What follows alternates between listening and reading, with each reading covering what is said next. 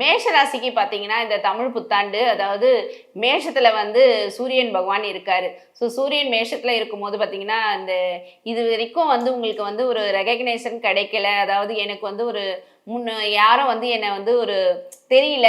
எனக்கு பேரு, புகழ், அந்தஸ்து எதுலயுமே கிடைக்கல. அதாவது வேலையிலயும் சரி, சப்போஸ் நீங்க ஒரு அரசியல்வாதியா இருந்தாலும் சரி, இந்த ஒரு பேர், புகழ், அந்தஸ்துன்றது எனக்கு கிடைக்கல அப்படின்னு சொல்லிட்டு ரொம்ப நாளா வந்து ஏங்கிட்டு இருந்தவங்களுக்குலாம் பார்த்தீங்கன்னா, பேர், புகழ், அந்தஸ்து கிடைக்க போகுது.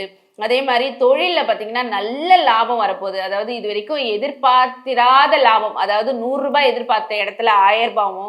1000 எதிர்பார்த்த இடத்துல ரூ. 10,000வும், ரூ. 10,000 எதிர்பார்த்த இடத்துல லட்சமாவும், லட்சமா எதிர்பார்த்த இடத்துல கோடியாவும் வந்து உங்களுக்கு கிடைக்க போகுதுன்னு சொல்லலாம். அந்த அளவுக்கு பார்த்தீங்கன்னா, உங்களுக்கு எல்லா விதத்திலும் ஏற்றம் நிறைந்த வருஷமா பார்த்தீங்கன்னா, இந்த வருஷம் இருக்கு. அதே மாரி சனி பெயர்ச்சி உங்களுக்கு 12ல சனி பகவான் பெயர்ச்சி அடைகிறார். அதாவது விரய சனியா வர்றதுனால